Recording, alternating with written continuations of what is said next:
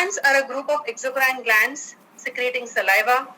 As we know, there are 3 pairs of major salivary glands and a number of minor salivary glands in the oral cavity. The parenchymal elements are derived from the oral epithelium and they form the terminal secretory units which lead into ducts such as intercalated, striated and excretory ducts, and finally it opens into the oral cavity. The functional unit of salivary gland is a terminal secretory unit, secretory acinus, which may be either serous or mucus or mixed along with myoepithelial cells. Salivary gland diseases are classified under a variety of headings such as developmental, functional. Functional means there are either the decreased or the increased function of salivary glands, that is decreased secretion or called as xerostomia, and increased secretion which is called as siluria or cheilism. There can be non-neoplastic enlargements of the salivary gland which can be either inflammatory or non-inflammatory. Inflammatory enlargement will be called as silidinitis, which can either be a result of viral infection, and that infection is called as mumps. Silidinitis many times is because of acute suppurative parotitis, post-surgical parotitis. It can also result because of certain diseases such as tuberculosis and sarcoidosis.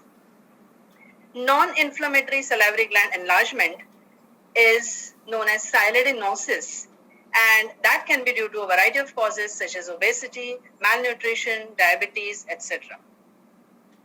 Salivary glands the gland itself or the duct can also be obstructed by a mucus plug or a stone, which leads to a condition which is called as silolithiasis. There can be cysts of salivary glands, the common swelling which occurs in the lower lip, that is called as mucocele, or sometimes it can be ranula in the floor of the mouth. Salivary gland disease can also be of autoimmune etiology, and the most important one being the Sjogren's syndrome. And finally, there are salivary gland neoplasms, which can be benign, which I have enlisted here.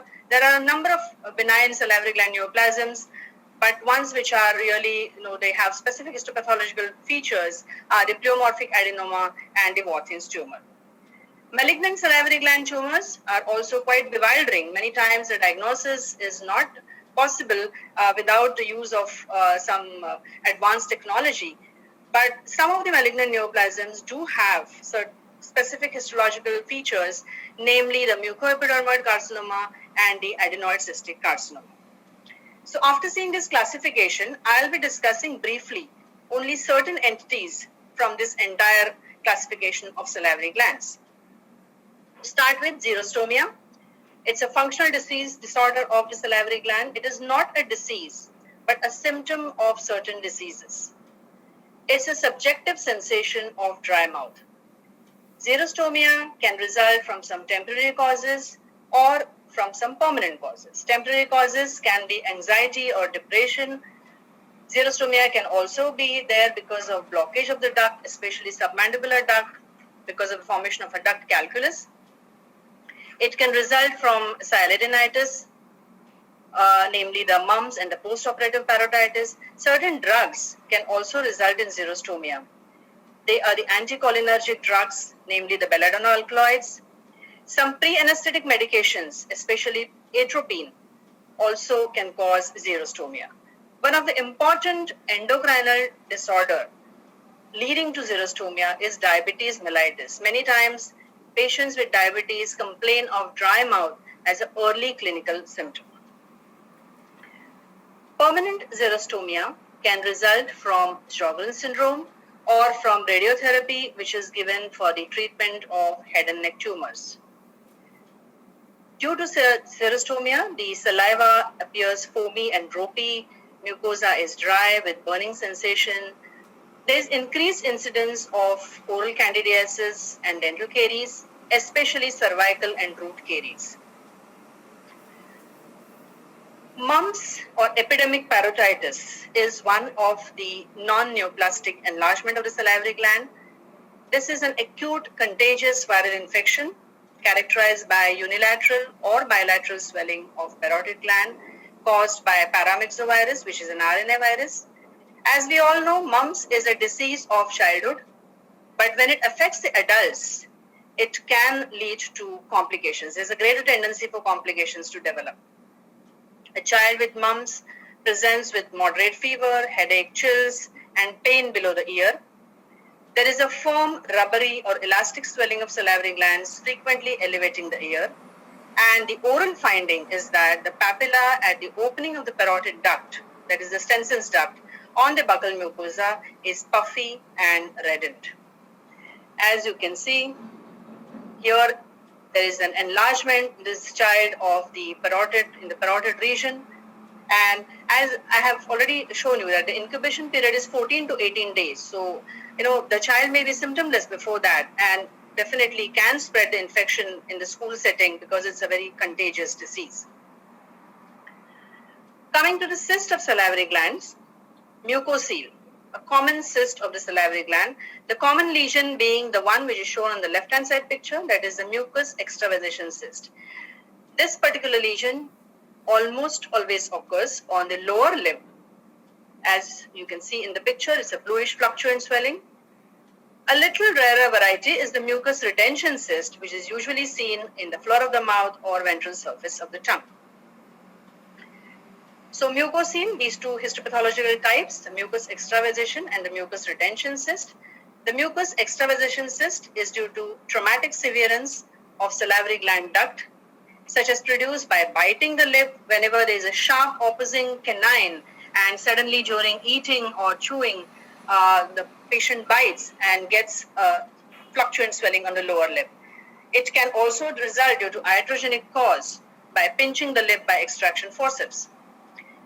The lesion seen on lip is a painless swelling, which is frequently recurrent. That means the patient will tell us that the swelling comes and goes off. It comes, it refills again, and again it disappears.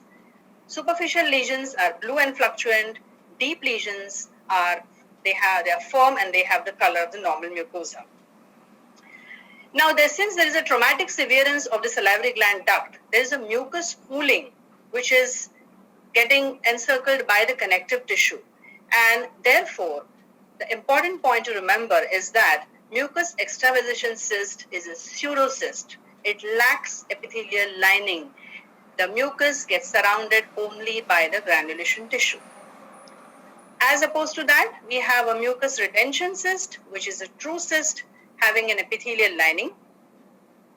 The cause is different. It develops due to partial or complete obstruction of the salivary duct, either by salivary calculus or a mucus plug. Though parotid gland is the most commonly involved, there are other sites which can be affected, such as floor of the mouth, buccal mucosa, and lip. The cystic lining is derived from the salivary duct lining, and that is cuboidal or columnar epithelium. In these pictures, you can see on the left-hand side is the mucus extravasation cyst, where the lumen contains areas of mucus pooling along with mucinophagus. These are the mucinophagus here, this is the mucus pooling, and it is lined by the granulation tissue. In mucus retention cyst, there is a nice epithelium, stratified squamous epithelial lining, which is derived from the ductal epithelium, and there is salivary gland tissue in the subjacent stroma.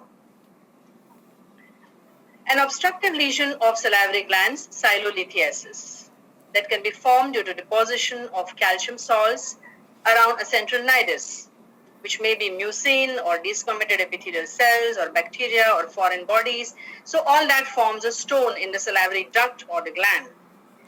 The patient generally comes with a painful swelling of this involved gland and tells us that this swelling comes just before, during, or after meals. How do we know that it is silolithiasis? If it is a silolithiasis involving the submandibular salivary gland, occlusal radiography will definitely help. Otherwise, for all other silolithiasis, we have a test which is called as sialography. Now, which gland is involved commonly by silolithiasis? It is the submandibular gland because it has got some disadvantageous features which will cause occlusion of the submandibular salivary gland duct, namely the Wharton's duct. What are these features? Submandibular saliva is more tenacious due to high mucin content. There is a long and tortuous course of the Wharton's duct, and opening of the duct is against the gravity. So these are the features which make the Morton's duct susceptible for stone formation.